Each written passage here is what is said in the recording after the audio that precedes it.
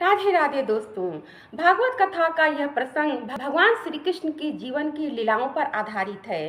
राजा परीक्षित जी सुखदेव जी से श्री कृष्ण भगवान के जन्म की कथा सुनाने को कहते हैं। भगवान कृष्ण के जीवन में जो जो घटनाएं घटित हुई हैं वह सब जानना और सुनना चाहते हैं राजा परीक्षित जी।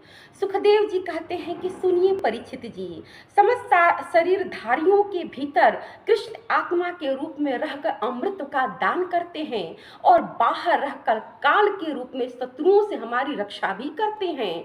भगवान श्री कृष्ण मनुष्य रूप धरकर आए थे, ये उनकी लीला थी।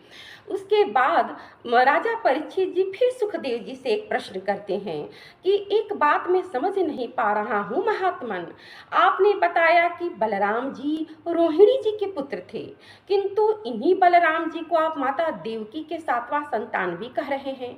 यह कैसे संभव हो सकता है महात्मन? एक शरीर का बच्चा दो माँ के गर्भ में कैसे जन्म ले सकता है? भगवान श्री कृष्ण का जन्म कारागार में क्यों हुआ?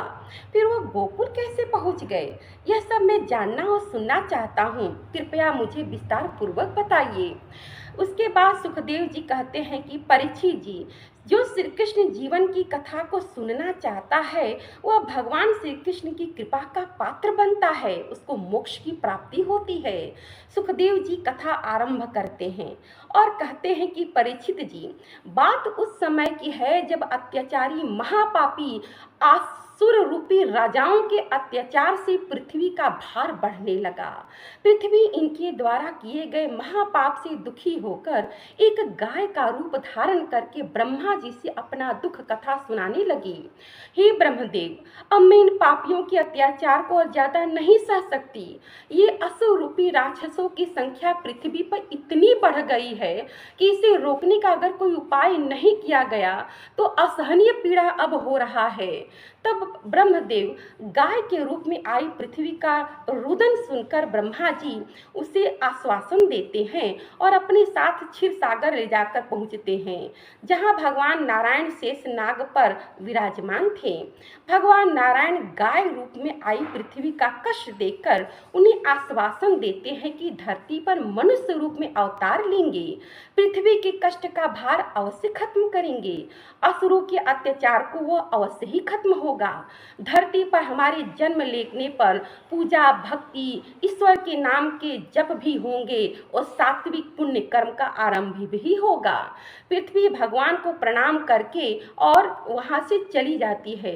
वहीं ब्रह्मा जी आकाशवाणी के माध्यम से सभी देवताओं को सूचना देते हैं कि सुनो देवताओं, तुम सभी यदुवंशियों में जन्म लेकर भगवान श्री कृष्ण की गोप सखा बनने की तैयारी कर दो।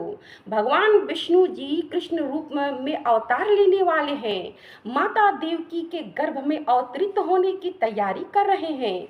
गोप गोपियां, उनके सगे संबंधी सभी स्वर्ग के देवी देवता ही थे।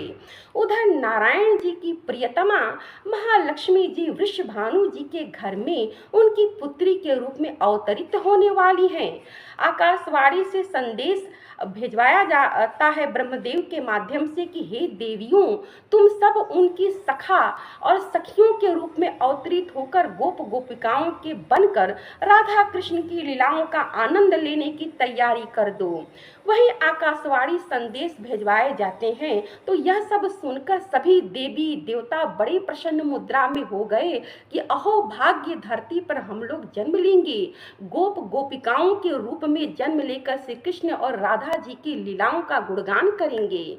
उसके बाद आकाशवाणी के माध्यम से ब्रह्मा जी एक संदेश और भेजवाते हैं कि जो भगवान नारायण के शेषनाग जी हैं, अब वो इस बार वो भगवान श्री कृष्ण के बड़े भाई बलराम के रूप में अवतरित होंगे।